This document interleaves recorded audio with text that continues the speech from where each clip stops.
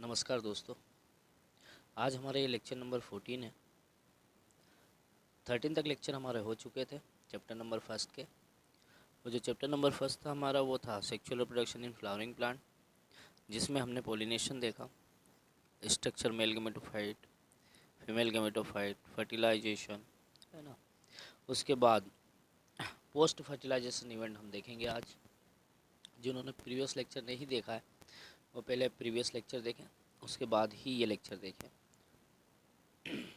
तो देखो क्या है पोस्ट फर्टिलाइजेशन इवेंट। इसमें क्या होता है, ओव्यूल से सिड का फॉर्मेशन होता है। क्या होता है, ओव्यूल से किसका फॉर्मेशन हो रहा है, सिड का फॉर्मेशन हो रहा है। सिड क्या होता है, सिड जो होता है ना एक फाइनल प्रोडक्ट होता है किसका, सेक्सुअल रिप्रोडक्शन का। सेक्सुअल रिप्रोडक्शन का जो फाइनल प्रोडक्ट है उसको सिड कहते हैं। इसे हम फर्टिलाइज्ड ओव्यूल भी कहते हैं। क्या कहते हैं इसको हम, फर्टिलाइज्ड ओव्यूल भी कहते हैं। सिड जो होता है वो फ्रूट के अंदर होता है। जैसे ही मान लो ये फ्रूट है तो फ्रूट के अंदर यहाँ सीड होता है, उस सीड के अंदर एम्ब्रियो होता है ना। तो सीड कहाँ प्रेजेंट होता है, फ्रूट के अंदर सीड प्रेजेंट होता है। ठीक है। अब एक सीड में अगर हम देखें तो क्या क्या पार्ट होते हैं, तो सीड में देखो सबसे मेन चीज़ है सीड कोट होता है और दूसरा एम्ब्रियो होता है। एम्ब्रियो में भी दो पार्ट होते हैं, कोटिलेडन होता है और एम्ब्रियोनल एक्सिस होता है। तो हम देखते हैं कि भैया जो भी पार्ट होते हैं सीड के, उसमें पहला हमने देखा सीड कोट और दूसरा एम्ब्रियो। एम्ब्रियो के भी दो पार्ट, कोटिलेडन और एम्ब्रियोनल एक्सिस। अब हम ये देखते हैं कोटिलेडन क्या होता है।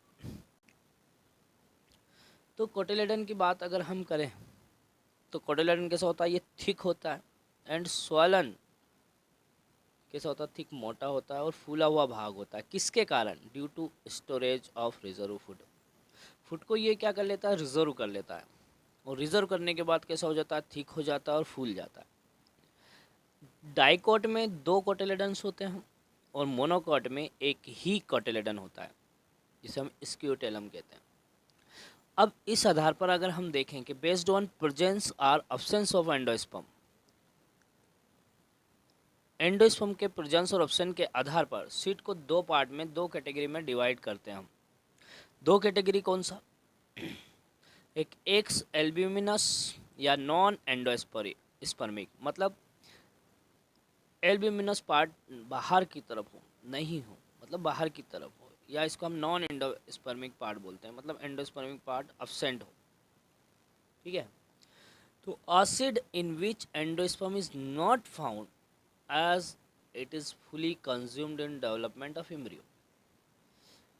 जो एंडोस्पर्म जो होता है वो एम्ब्रियो के डेवलपमेंट के समय ही पूरा एंडोस्पर्म को यूज कर लिया जाता है। जब पूरी तरह से वो डेवलप हो जाता है ना सीड, तो उस समय एंडोस्पर्म अब्सेंट होता है।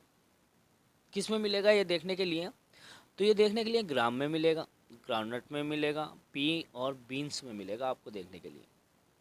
और ऐसे सीड्स को हम क्या कहते हैं, नॉन एल्ब्यूमिनस कहते हैं या फिर नॉन एंडोस्पर्मिक सीड कहलाते हैं, जिनमें क्या होता है डेवलपमेंट के समय ही एम्ब्रियो को कंज्यूम कर लिया जाता है। ठीक है। और फिर बाद में एंडोस्पर्म एब्सेंट हो जाता है।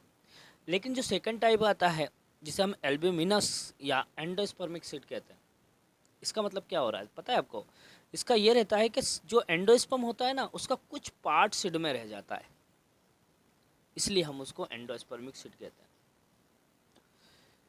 मतलब पूरी तरह से तो यूटिलाइज नहीं हो पाया, कब, एम्ब्रियोनिक डेवलपमेंट के समय। जब एम्ब्रियो एम्ब्रियो का डेवलपमेंट हो रहा था उस समय क्या है, पूरा यूज नहीं हो पाया इसका, मतलब कुछ पार्ट रह गया सीड के अंदर, उसे हम एल्ब्यूमिनस या एंडोस्पर्मिक सीड कहते हैं।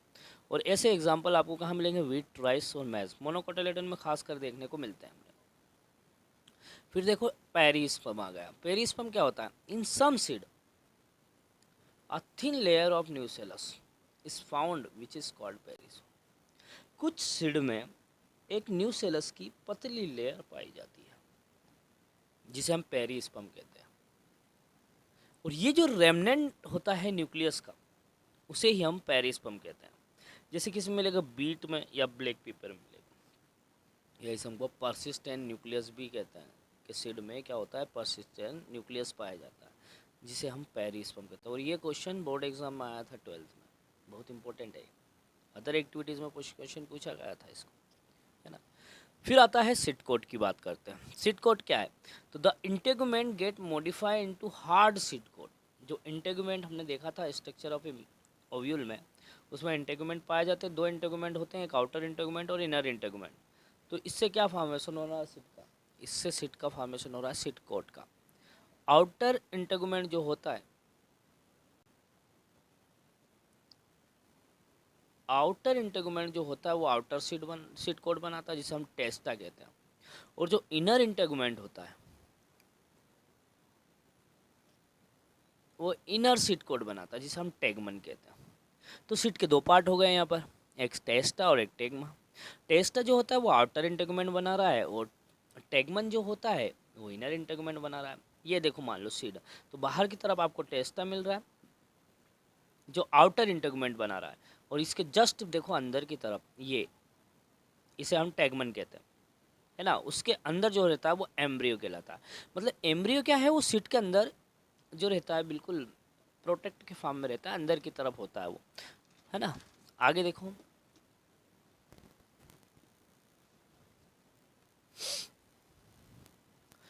आगे देखो, देखो the micropyle is found in seed coat as a small. Seed coat में माइक्रोपाइल बहुत ही छोटे मात्रा में पाया जाता है, एक स्मॉल पोर होता है वहाँ पर, जो बहुत ही इंपॉर्टेंट होता है। किसके लिए? Entry of water and oxygen.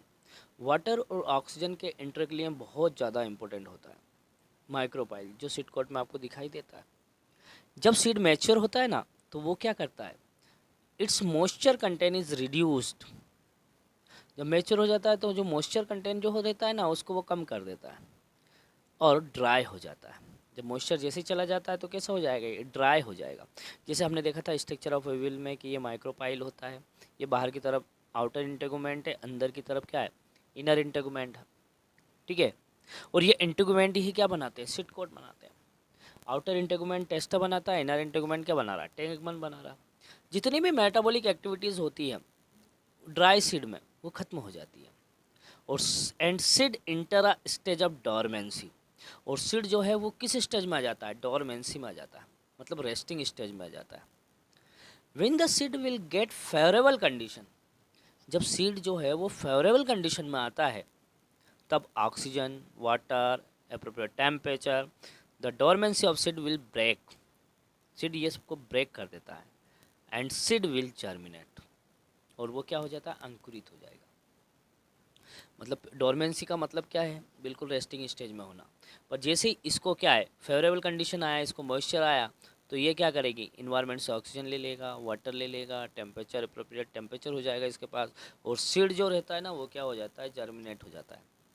अब फ्रूट देखो आप, formation of seed from ovule, ovule से सीड का फॉर्मेशन हो रहा है, and formation of fruit from ovary occur simultaneously. ये दोनों साथ साथ चलते हैं, है ना। ओवल से सीड का फॉर्मेशन भी हो रहा है और ओवरी से किसका फॉर्मेशन हो रहा है, फ्रूट का। तो फ्रूट भी यहाँ दो टाइप के हो रहे हैं। कौन कौन से फ्रूट, देखो यहाँ पर देखा आप, ये सीड अंदर की तरफ है, इसके बाहर जो फ्लैशी पार्ट है वो क्या कहलाता है, फ्रूट कहलाता है। फ्रूट के दो पार्ट है, फॉल्स फ्रूट और ट्रू फ्रूट। फॉल्स फ्रूट क्या है, fruit which develop from part of flower other than ovary. False fruit वो होता है, फॉल्स फ्रूट वो होता है जो ओवरी के अलावा फ्लावर के दूसरे पार्ट से डेवलप होता हो, उसे फॉल्स फ्रूट कहते हैं। जैसे एग्जांपल में क्या, एप्पल है, स्ट्रॉबेरी है ना। ये कहाँ से डेवलप होते हैं, ये जो फ्लावर है उसके थैलेमस पार्ट से डेवलप होते हैं। दे डेवलप फ्रॉम थैलेमस, वहाँ से डेवलप होते हैं। सेकंड आता है हमारा ट्रू फ्रूट। पता है आपको ट्रू फ्रूट क्या होता है? ट्रू फ्रूट देखो, fruit which develop from ovary, ऐसा फ्रूट जो ओवरी से डेवलप होता हो उसे हम ट्रू फ्रूट कहते हैं। उसे हम क्या कहते हैं, ट्रू फ्रूट कहते हैं, है ना। क्या है, fruit which develop from ovary, जब फ्रूट ओवरी से डेवलप होता हो, जैसे उसे हम ट्रू फ्रूट कहते हैं। जैसे मैंगो, अधिकतर जो फ्रूट होते हैं ना वो ट्रू फ्रूट कहलाते हैं। अधिकतर जितने भी फ्रूट होते हैं वो क्या कहलाते हैं, ट्रू फ्रूट कहलाते हैं। आगे देखो, इसके अलावा भी फ्रूट के और भी टाइप्स हम देखते हैं थोड़े से, आगे चलिए, है ना। क्या क्या है देखो आप, ड्राई फ्रूट और फ्लैशी फ्रूट। आपने देखोगे कुछ फ्लैशी फ्रूट होते हैं, गुदा वाले फ्रूट होते हैं, और कुछ सूखे होते हैं, जैसे कि आपने देखा होगा ड्राई फ्रूट के नाम से मिलते भी हैं, ग्राउंडनट है, मस्टर्ड है ना। तो यहाँ देखो ड्राई फ्रूट कौन कौन से, ग्राउंडनट, मस्टर्ड, और फ्लैशी फ्रूट कौन से, जैसे ऑरेंज, मैंगो, गुआवा, इस सारे कैसे होते हैं ना, फ्लैशी फ्रूट होते हैं।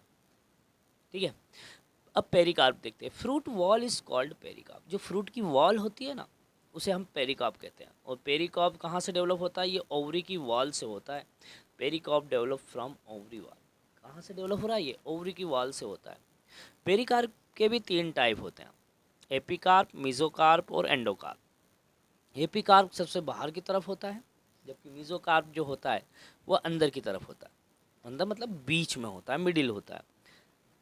और एंडोकार्प जो रहता है ना, वो अंदर की तरफ होता है। अब देखो, we know that fruit are found as a result of fertilization. हमको ये पता चल जाता है कि जब फ्रूट का फॉर्मेशन होगा तो फर्टिलाइजेशन के बाद ही होगा। But some fruit are form without fertilization. लेकिन कुछ फ्रूट जो रहते हैं ना, वो बिना फर्टिलाइजेशन के फॉर्म हो जाते हैं। Such fruit are called parthenocarpic fruit. इसे हम पार्थेनोकार्पिक फ्रूट कहते हैं ना, जैसे बनाना। और ये बहुत ही इंपॉर्टेंट है, बोर्ड एग्जाम में पूछा गया है ये क्वेश्चन कि what is a parthenocarpic fruit. देखो note, formation of parthenocarpic fruit can be induced by application of growth hormone. ये देखो आप कैसे पार्थेनोकार्पिक फ्रूट का फॉर्मेशन हो रहा है। ये जो ग्रोथ हार्मोन है ना, इसके द्वारा ही इंड्यूस्ड होता है, ये इसके द्वारा ही फ्रूट का फॉर्मेशन होता है। कौन कौन से ग्रोथ हार्मोन होते हैं, एक ऑक्सिन होता है, साइटोकाइनिन होता है ना। Seed are very important in angiosperm. Angiosperm में सीड का बहुत ही इंपॉर्टेंट होता है। And there are various advantages of seed, जिसके बहुत सारे एडवांटेजेस देखने को मिलते हैं। They consist of reserve food material, क्योंकि इसमें रिजर्व फूड होता है, स्टोर्ड होता है, जो क्या काम करते हैं, which give nutrition to seedling. जो सीडलिंग जो जर्मिनेट हो रहा है ना, सीड, उसको ये न्यूट्रिशन प्रोवाइड करता है until they are capable of photosynthesis. कब तक, जब तक कि वो फोटोसिंथेसिस स्टार्ट ना कर पाए, तब तक ये उसको फूड प्रोवाइड करता है। Seed are very important as they are disperse from one side to other side. Seed जो होता है बहुत ही इंपॉर्टेंट होता है, जो एक जगह से दूसरी जगह पर चला जाता है, किसके लिए, पोलिनेशन के लिए, है ना। Acid are product of sexual reproduction. जो सीड होता है ना, वो सेक्सुअल रिप्रोडक्शन का प्रोडक्ट है। So recombination are found in seeds which produce variation play a key role in evolution.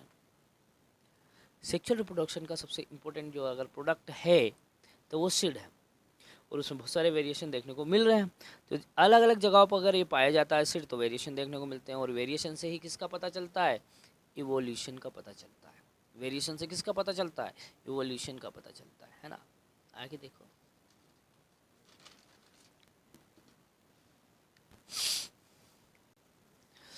They are very important for storage. यह storage के लिए बहुत ही इंपॉर्टेंट है। Dehydration and dormancy are very important for storage of seed. Seed को store करने के लिए इसमें स्टोरेज, डिहाइड्रेशन एंड डोरमेंसी बहुत ज़्यादा इंपॉर्टेंट होती है। These stored seed are also important to raise a new crop in next season. और ये जो सीड की स्टोर्ड प्रॉपर्टी होती है ना, ये नेक्स्ट क्रॉप के लिए बहुत ही ज़्यादा इंपॉर्टेंट होती है। अब वायबिलिटी पीरियड ऑफ सीड्स, वो भैया कितने समय तक ये सीड्स वायबल रह सकते हैं, जीवित रह सकते हैं, जिसके कारण इनका जर्मिनेशन किया जा सके। Some seed lose their viability within few month. कुछ सीड तो कुछ ही महीने में अपनी वायबिलिटी खो देते हैं। But there are some exceptional example where seed have found to have viability of 1000 of years. लेकिन कुछ सीड्स जो होते हैं ना, वो 1000 साल भी वायबल रहते हैं। जैसे ल्यूपिन सीड, ये ल्यूपिनस आर्कटिकस है। It has been found during excavation of Arctic tundra. ये कहाँ मिलेगा, आर्कटिक टुंड्रा में मिलेगा। This seed has been found to have a viability period of at least 10,000 years. इस सीड की जो वायबिलिटी है वो कब तक, कितने समय तक रह सकता है, ये 10,000 तक। कहाँ पाया जाता है, आर्कटिक टुंड्रा में पाया जाता है lupin seeds. Phoenix dactylifera excavated from King Herod's place near, कहाँ मिलेगा? डेड सी में, जिसे हम डेड पाम भी कहते हैं। It is found that viability period of this seed was 2000 years, ये 2000 साल तक रह सकता है, पता है आपको? Some of fruit like orchids have thousand of seeds, कुछ फ्रूट्स जैसे ऑर्किड्स हुए इनमें थाउजेंड ऑफ सीड्स होते हैं, कुछ फ्रूट में बहुत सारे सीड्स होते हैं, थाउजेंड ऑफ सीड्स होते हैं। ये हमारा था 14 नंबर का लेक्चर्स। आई होप कि आपको अच्छा लगा होगा। तो अगर आपको अच्छा लगा तो हमारे वीडियो को शेयर एंड लाइक करें, है ना, ताकि और भी आपको हमारे वीडियो मिलते रहें। और इसका जो नेक्स्ट लेक्चर है, जो लास्ट लेक्चर है इस चैप्टर का, चैप्टर कौन सा है? Sexual reproduction in flowering plant. और हमारा उस लेक्चर के साथ ये फर्स्ट चैप्टर पूरा हो जाएगा, जिसमें हमने बहुत ही इंपॉर्टेंट चीज़ें हमने डिस्कस की आप लोगों से। और अगर इतना आप कर लेते हैं तो आप चाहे नीट की एग्ज़ाम दे रहे हो या किसी भी कॉम्पिटिटिव एग्ज़ाम दे रहे हो, चाहे आप 12th क्लास में हो या 11th में हो, इससे बाहर कुछ भी नहीं जाएगा। तो आई होप आपको ये हमारा सेशन अच्छा लगा होगा। Thank you very much.